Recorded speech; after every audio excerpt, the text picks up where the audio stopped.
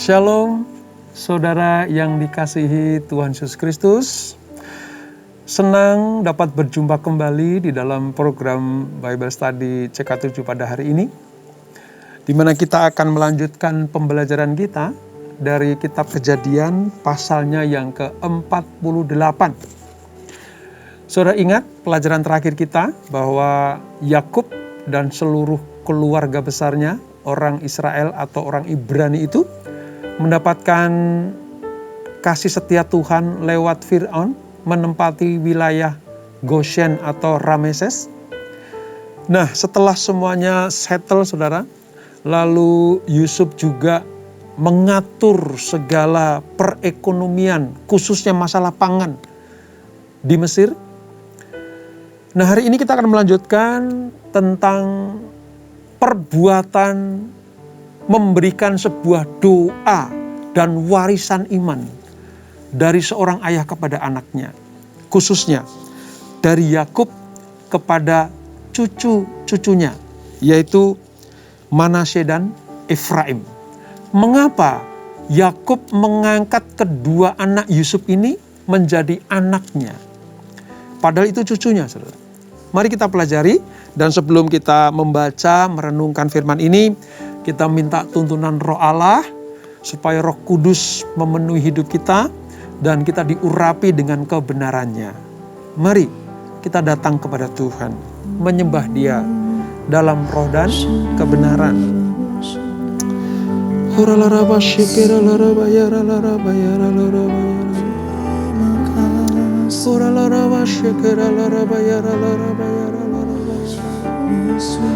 Sebab Engkaulah Tuhan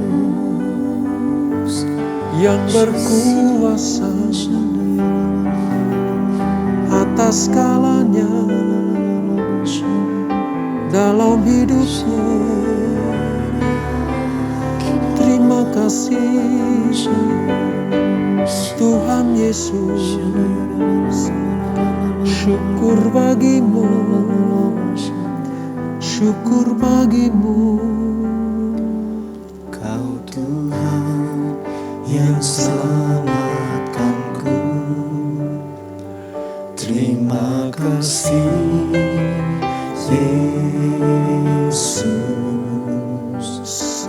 Kau Tuhan yang pulihkanku. Terima kasih.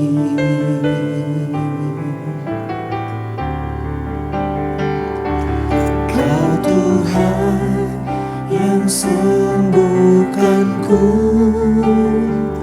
Terima kasih Yesus. Kau Tuhan memberkatiku. Terima kasih.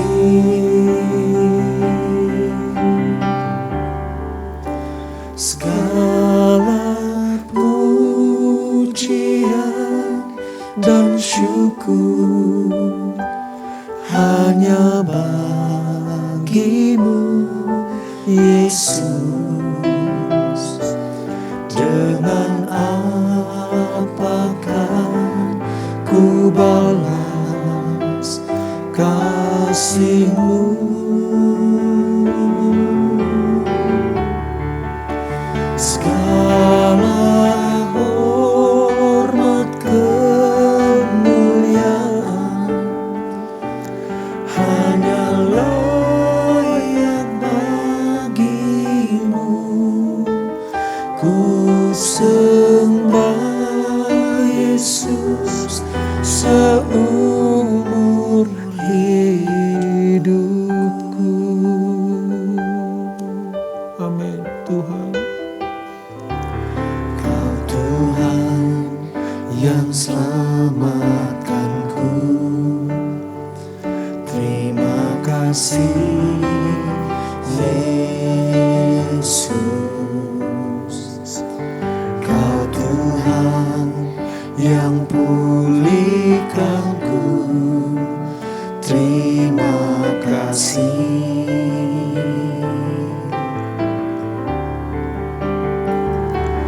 Kau Tuhan yang sembuhkanku. Terima kasih Yesus, Kau Tuhan memberkatiku. Terima kasih. Segala pujian dan syukur hanya bagimu Yesus. Dengan apakah ku balas kasih-Mu?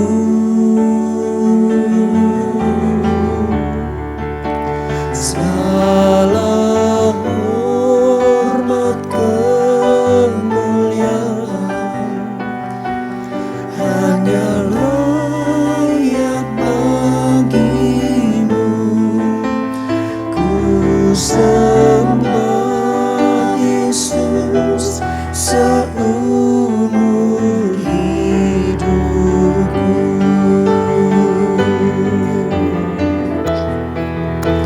Segala pujian dan syukur hanya bagimu Yesus. Dengan apakah ku balas kasih-Mu? Segala hormat kemuliaan hanya layak bagimu. Ku sembah Yesus seumur hidupku.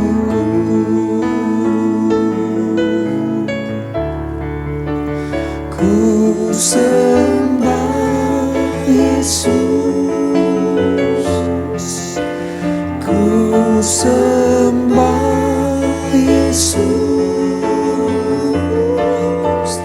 ku sembah Yesus seumur hidupku.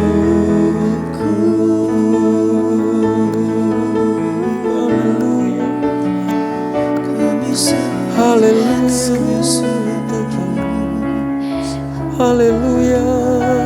Yesus. Seumur hidup kami Tuhan, sepanjang usia kami mau menyembah-Mu. Haleluya.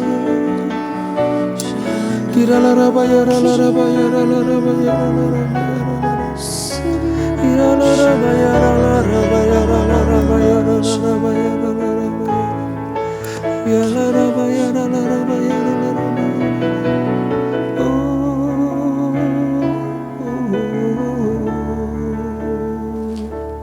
Ku ada sebab anugerah-Mu.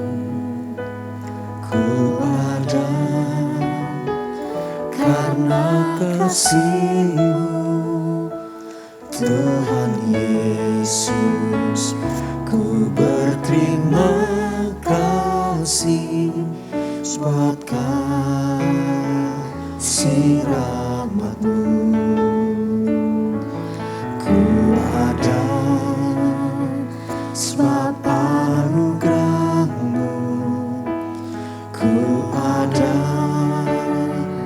karena kasih-Mu, Tuhan Yesus. Ku berterima kasih buat kasih rahmat-Mu. Terima kasih Yesus, Yesus, terima kasih. Hanya anugerah-Mu buat hidupku sekarang. Ku kan memuji-Mu selamanya. Terima kasih Yesus, Yesus, terima kasih. Hanya anugerah-Mu buat hidupku sekarang. Ku kan memuji-Mu selamanya.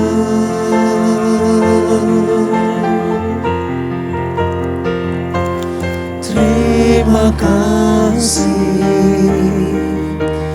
Yesus, Yesus, terima kasih. Hanya anugerah-Mu buat hidupku sekarang. Ku kan memuji-Mu selamanya. Ku kan memuji-Mu selamanya. Ku kan memuji-Mu selamanya.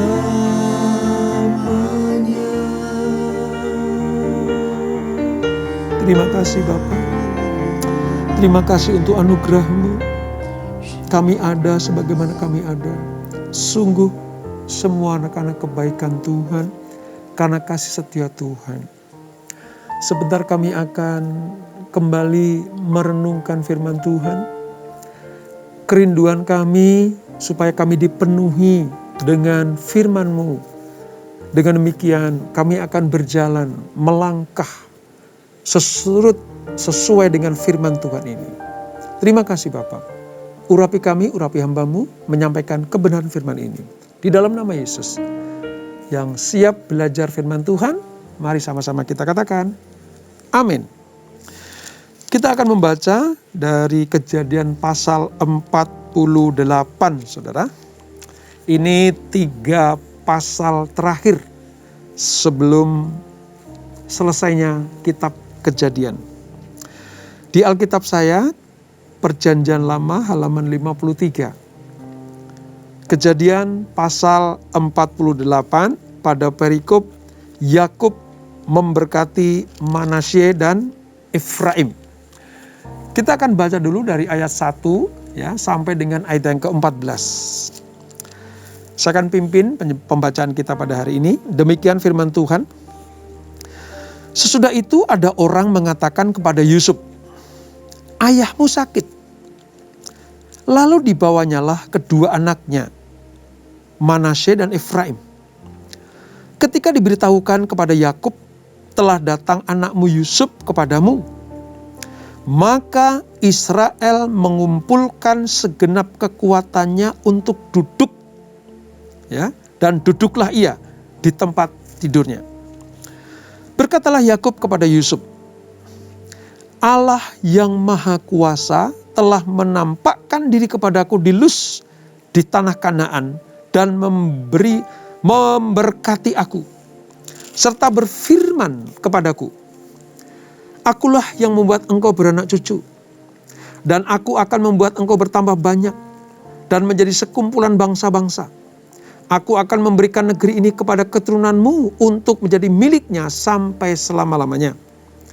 Maka sekarang kedua anakmu yang lahir bagimu di tanah Mesir, sebelum aku datang kepadamu ke Mesir, akulah yang empunya mereka. Akulah yang akan empunya Efraim dan Manasye, sama seperti Ruben dan Simeon. Dan keturunanmu yang kau peroleh sesudah mereka, engkaulah yang empunya. Tetapi dalam pembagian warisan, nama mereka akan disebutkan berdasarkan nama kedua saudaranya itu. Kalau aku pada waktu perjalananku dari Padan, aku kematian Rahel di tanah Kanaan di jalan, ketika kami tidak berada jauh lagi dari Efrata, dan aku menguburkannya di sana, di sisi jalan ke Efrata, yaitu Bethlehem. Ketika Israel melihat anak-anak Yusuf itu, bertanyalah ia, siapakah ini?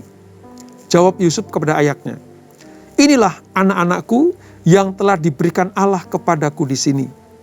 Maka kata Yakub, dekatkanlah mereka kepadaku, supaya ku berkati mereka.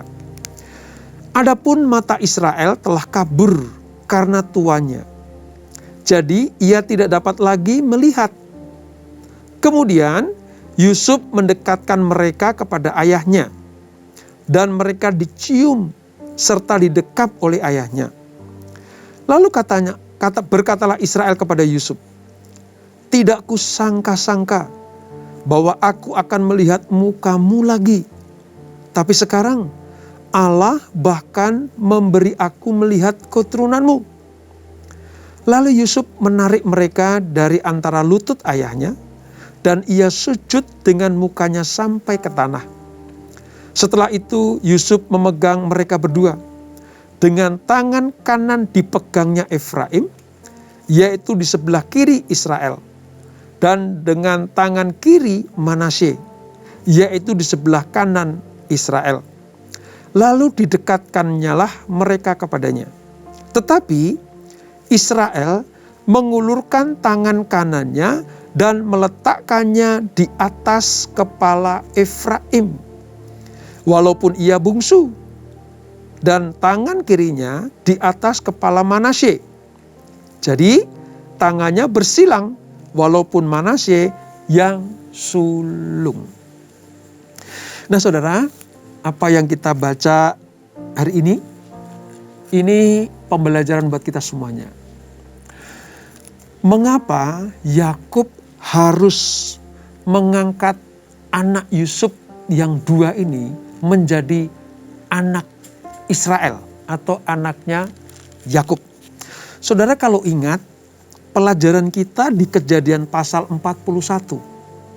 Ya, bagaimana mimpi Fir'aun tergenapi, lalu Yusuf itu diangkat sebagai penguasa di Mesir, maka Fir'aun memberikan nama baru kepada Yusuf, yaitu Safnat Paneah.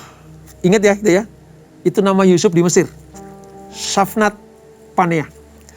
Lalu Fir'aun juga memberikan seorang gadis namanya Asnat, itu anak imam di On, ya, di kota On. Itu imam Mesir. Di On itu adalah pusat penyembahan orang Mesir kepada dewa matahari. Ya, dewa matahari. Itu di situ tuh, atau Ra, dewa matahari.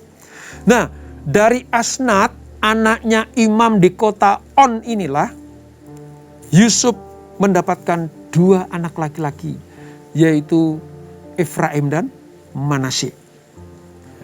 Atau Manasye dan Efraim. Nah, kalau Efraim dan Manasye ini tidak diangkat menjadi anak Yakub atau anak Israel, maka Yusuf hanya mendapatkan satu bagian. Tetapi terhadap nubuatan Allah dan perjanjian Allah, bahwa Yusuf akan mendapatkan dua bagian. Karena karakter, karena jiwanya, karena kebenarannya, karena moralitasnya yang benar, dia mendapatkan dua bagian. Dan sekali lagi, saya mau nyatakan tentang kekaguman saya kepada firman Allah. Itu digenapi di dalam diri Efraim dan Manasye. Di satu sisi, berkat dari Yakub kepada Efraim dan Manasye itu adalah mengangkat, mengadopsi anak Yusuf menjadi suku Israel. Dan tujuan yang kedua, menggenapi keputusan Allah bahwa Yusuf mendapatkan dua bagian di dalam warisan dari Yakub atau Israel. Inilah yang terjadi, saudara. Jadi dengan tegas bahwa Yusuf mengangkat Efraim dan Manasye menjadi anaknya. Mereka sama seperti Ruben dan Simeon akan mendapat bagian warisan sebagai anak-anak yang sah dari Israel. Betapa indahnya. Ya, kadang Yusuf itu melakukan melebihi zamannya. Dia tahu persis nanti akan digenapi bahwa Yusuf akan mendapatkan 2 bagian. Dan terbukti 2 anaknya mendapatkan bagian warisan seperti suku-suku Israel lainnya. Lalu Yakub bilang begini, nanti anak-anak setelah Yusuf, Manasye dan Efraim ini, mereka itu keturunanmu dan tidak aku angkat sebagai anakku, tapi mereka akan disebut sebagai keturunan Efraim dan Manasye. Nah, ini yang terjadi di Kejadian pasal 48 ini, saudara. Ya, Yakub dengan tegas menyatakan begini di ayat yang kelima, akulah yang empunya mereka.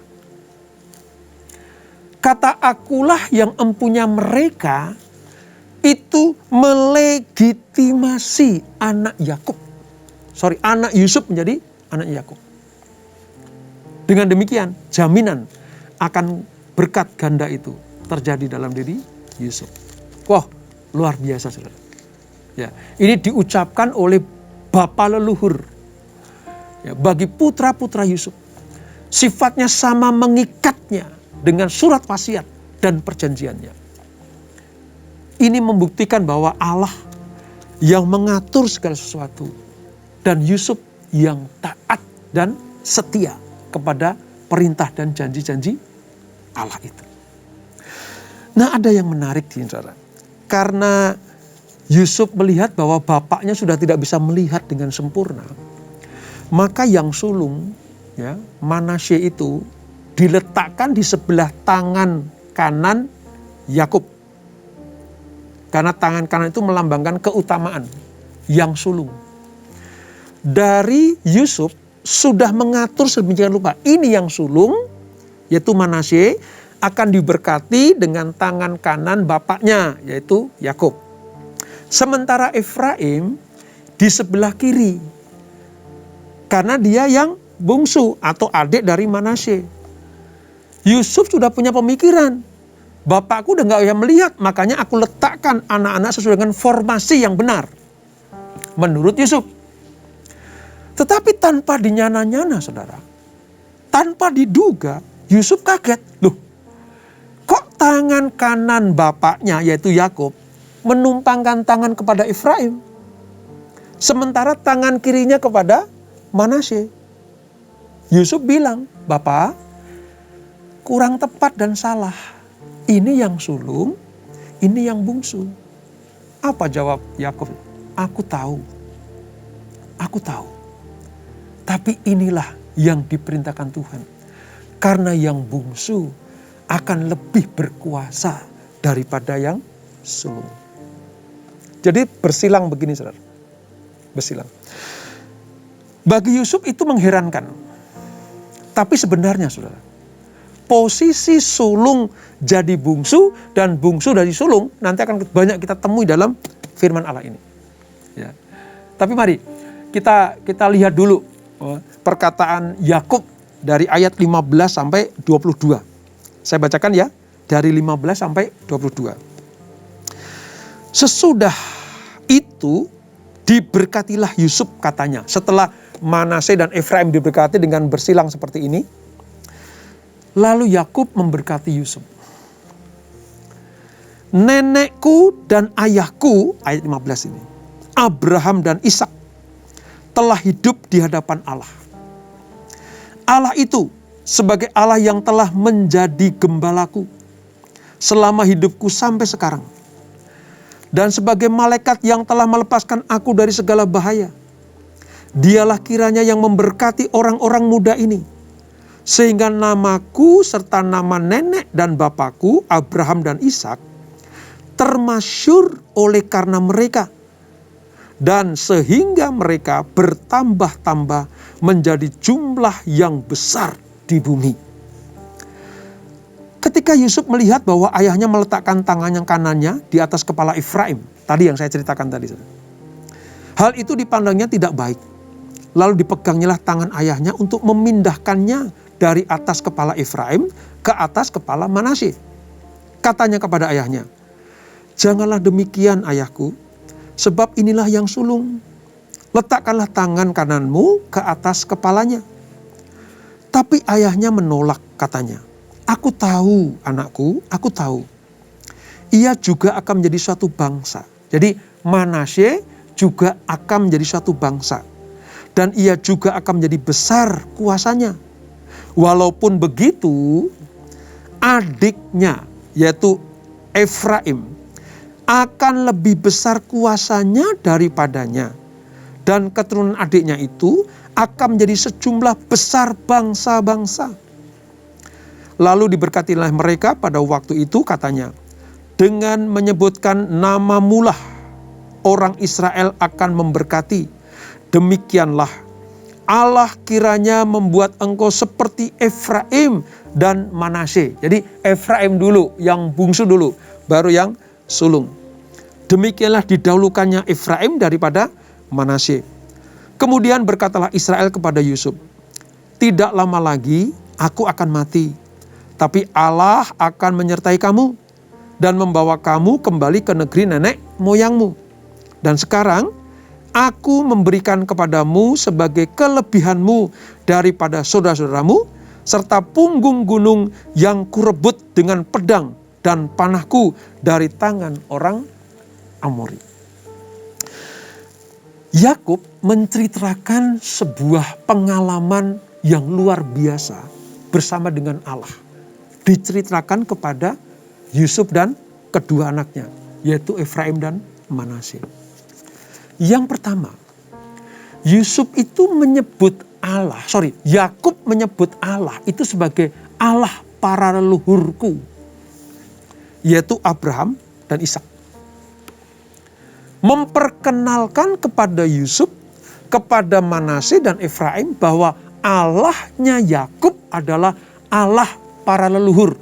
Jadi berkat dari Allah yang turun-temurun kepada anak cucu.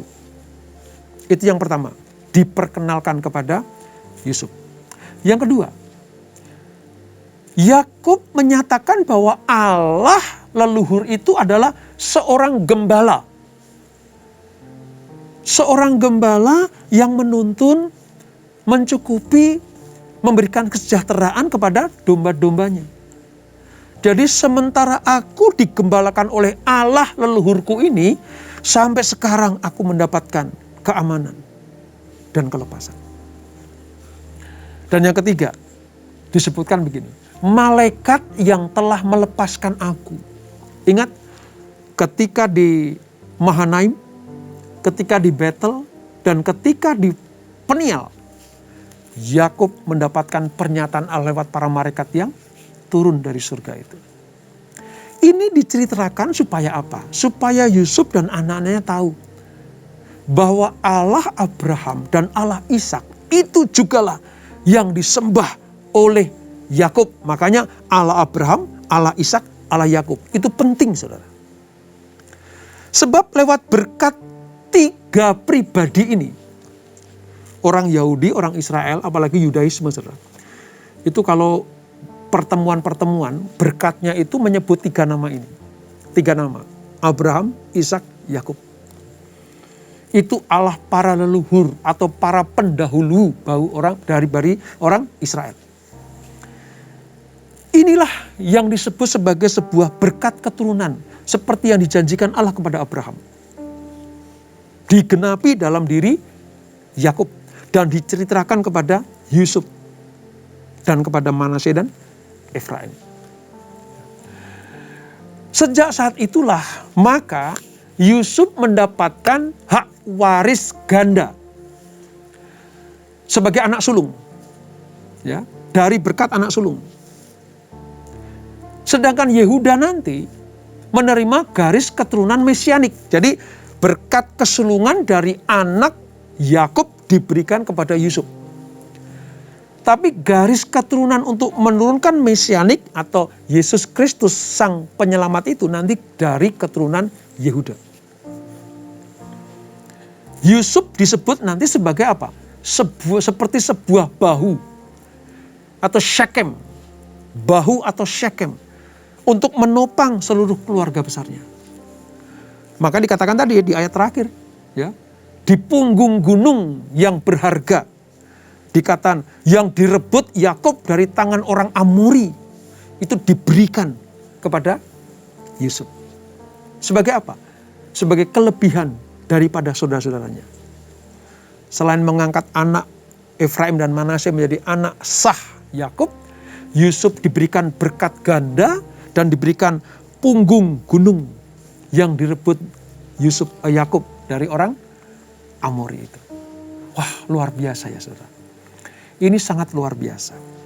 Nah, ada hal menarik juga tadi yang saya sebutkan tentang bagaimana disilangkan ya, yang bungsu menjadi sulung dan sulung menjadi bungsu.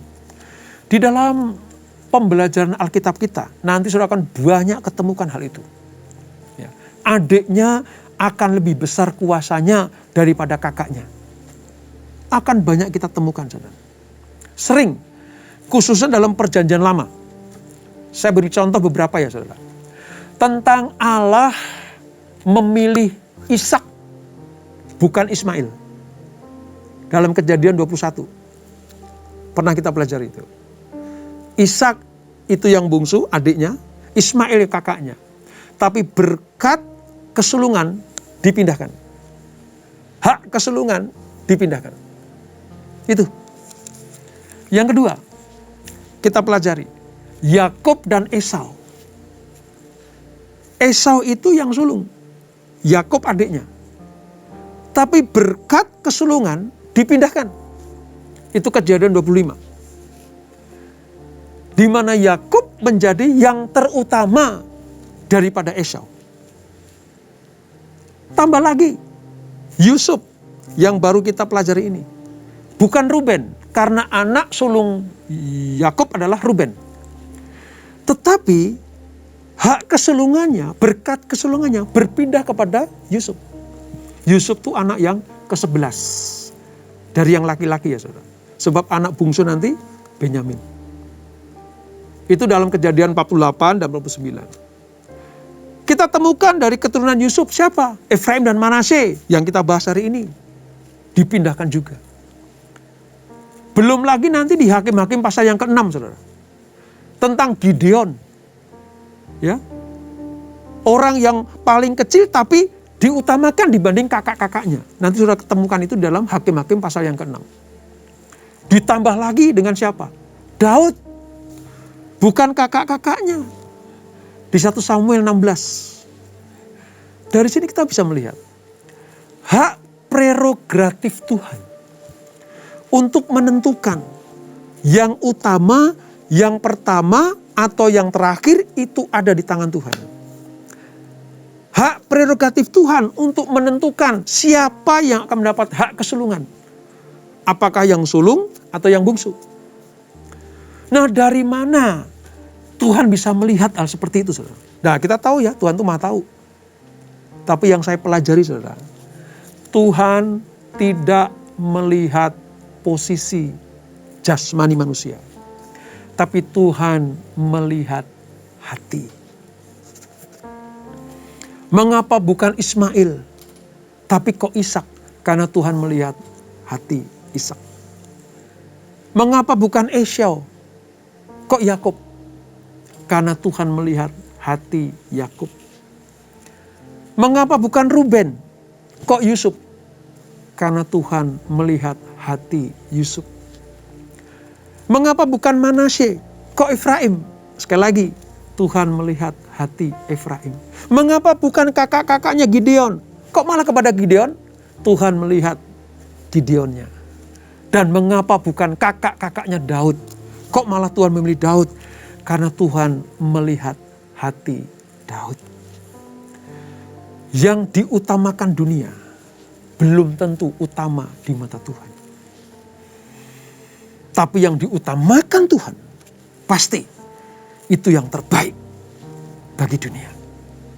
Oleh sebab itu, apapun posisimu, mungkin saat ini sebagai orang bungsu atau orang rendahan atau tidak dihitung oleh manusia.